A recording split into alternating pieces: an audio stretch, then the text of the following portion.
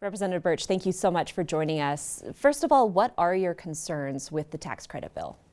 Well, my concerns, there are several layers and levels of concerns. And the first concern is really the big picture here. And when you step back, what the legislature and in fact the executive branch is saying that they've lost faith in the public school system.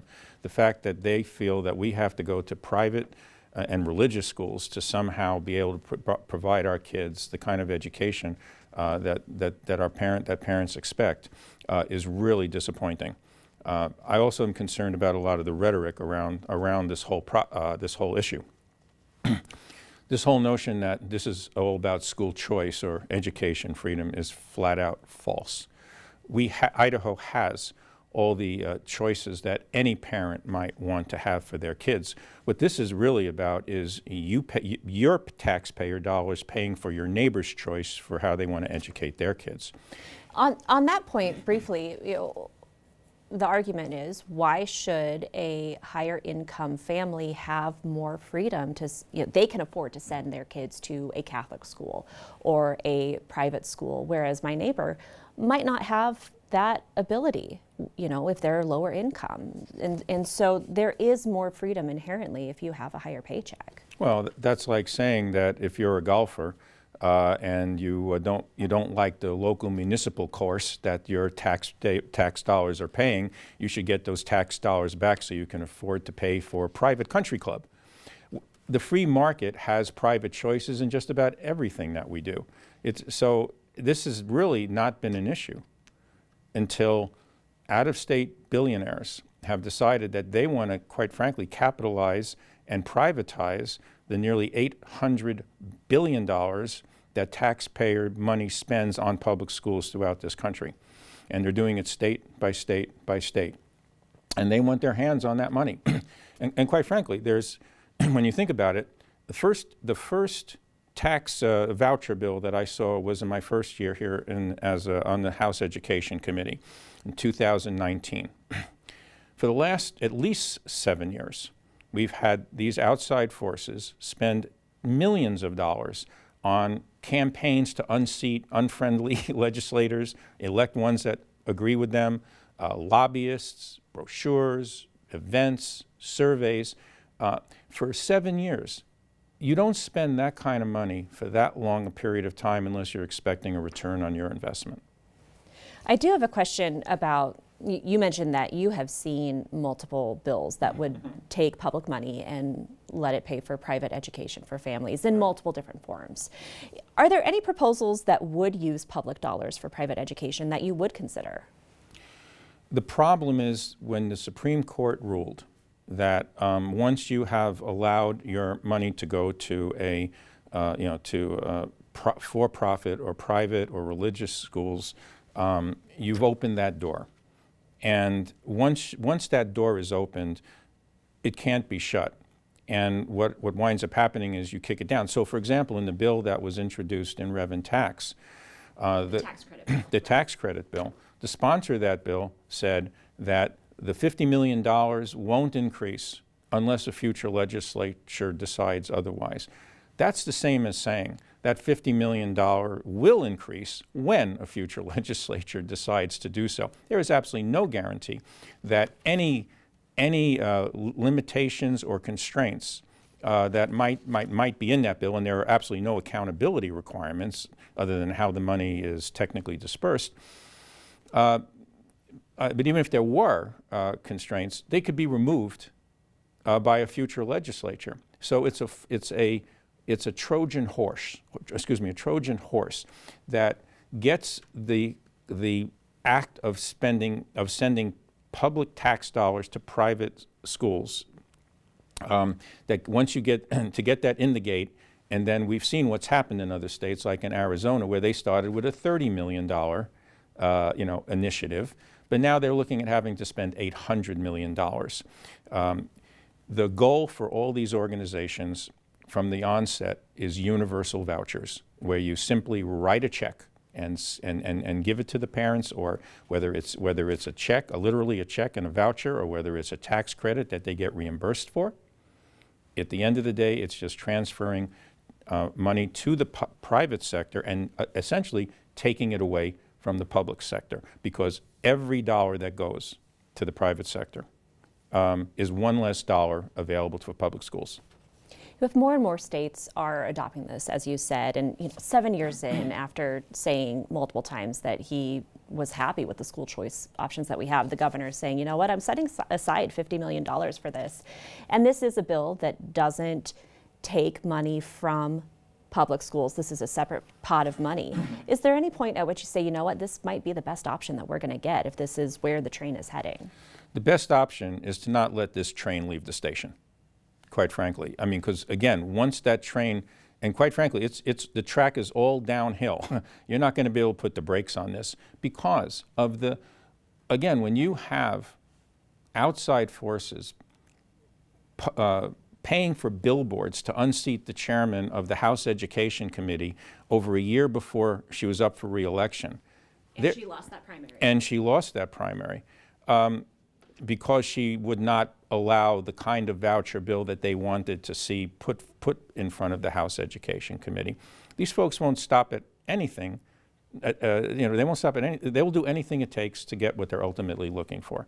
And we've seen that in state after state. And in fact, the thing that parents and citizens need to understand, this goal is ultimately the public financing a dual education, K through 12 education system, because we still have to pay for public schools constitutionally, and now we're also going to be paying for private schools. And the states that have gone down this route have either found themselves in deficits, like Arizona is looking at a $1.4 billion deficit, or they've had to legalize pot and casino gambling to come up with the revenue to be able to fund both systems. The fact is, our public school systems serve 90% of the students in this state. And what parents want and what they tell me, and I've walked every street in my district 3 times, and what parents are telling me, they want the public school system to be healthy. They want it to be protected. They don't want to see the local public school buildings close like we're seeing in Nampa and other locations. In fact, they go far as to tell me specifically teachers need to be paid more. And you know, they have a better take on the free market than some legislators do. You know, because when teachers can go across the border and make tens of thousands of dollars a year more, we need to be offering competitive compensation, not the highest, but competitive. We don't do that. In fact, we keep on squeezing them. Even though you'll hear the argument, oh, we've given them raises. Not compared to what it takes for them to be able to, the other options they have, be it in other states or in other professions. And so I'm not hearing hardly any parents really telling me, yes, take my tax dollars so my neighbor can pay for his kid's private school. Teacher retention, of course, has long been a problem, especially in those border communities and those school districts that are right up against Washington and Oregon. But when we're talking about education outcomes, are you happy with the performance of public schools, not just in your district, but statewide? So clearly there's room for improvement, you know, but think about this too.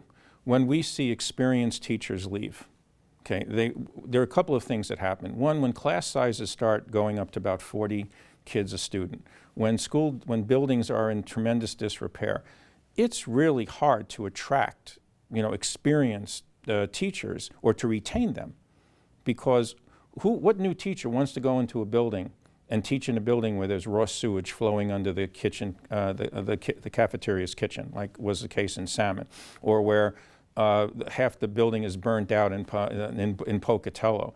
You know, they want to work in an environment that tells them the state values public education and be compensated, you know, fairly and competitively for what they get. So when experienced teachers leave, they wind up being replaced by more, you know, bright-eyed young neophytes, which is fine, but they don't have that experience. So it's harder to maintain and deliver the kind of performance that parents are expecting when class sizes go up and teacher experience, you know, goes down.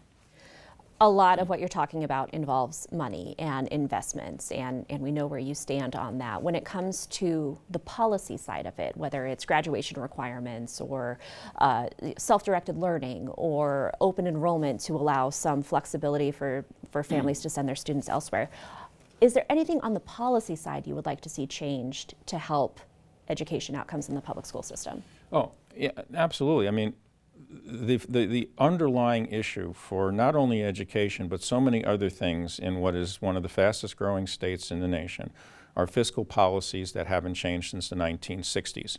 What the legislature doesn't want people to know is that last year alone, the legislature excluded from revenue collection over $5.2 billion just in sales tax exemptions.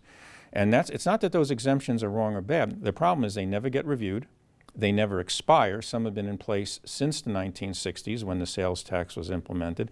And there's no objective criteria to determine, is that tax break still a net long-term benefit to the citizens of the state, or has it become a gift to the recipient? So if we had a review process, because I'm not saying get rid of them, I'm just saying if we had a review process, and we're one of a minority of states that doesn't, and we determined that 90% of those tax breaks make sense, keep them, and only 10% should be retired.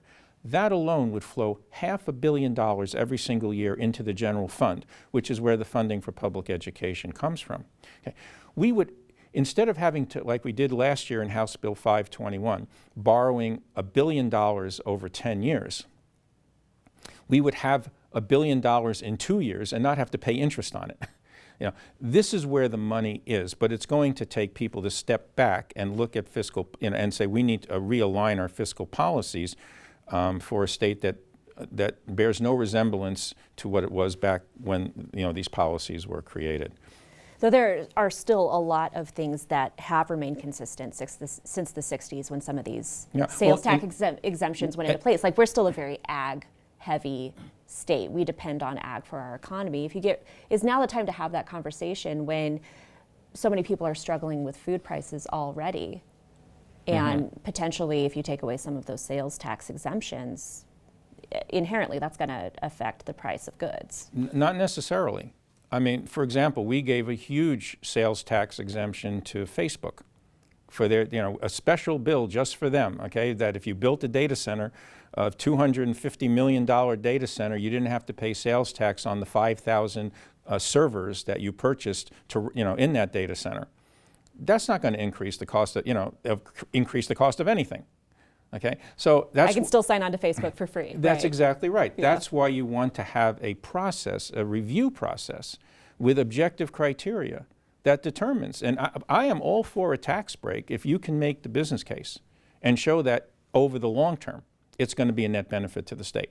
So it's not about getting rid of these things, and this is the problem too.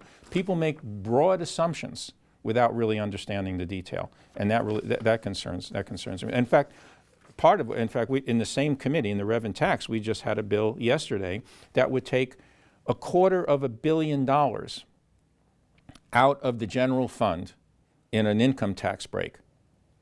Think about that. That is $2.5 billion in less revenue over the next 10 years. At the same time, ITD this last December presented to legislators their plans for the state in terms of upgrading roads, replacing bridges, and building new capabilities for a fast-growing state. And their project list is upwards to $8 billion. So to meet all the needs of a fast-growing state. So we're going to wind up taking $2.5 billion off the table. Over 10 years, while we have this need for $8 billion for transportation. And we have $1 billion backlog in school building maintenance, as per an OPE report that was. We need requirements for tens of millions of dollars for the state public defender system that wasn't adequately funded. And we have an EMS system in this state that is desperately in need of money, a coroner system that dates back to the 1800s. Okay, we keep on taking money off the table, punching holes in the general fund bucket. The bottom line is your property taxes are going to continue to go up and stay high, because the only other way to fund a public education is going to be through local property taxes. And the legislature likes to say that if, that they'd have nothing to do with property taxes, that's a local decision. Well, that's like saying that if you don't feed your kid and your kid steals an apple, that, not my problem, the kid stole the apple. No, the state has the fundamental responsibility to get its fiscal house in order. Representative Steve Burch, thanks so much for joining us. Thank you for having me. I appreciate it.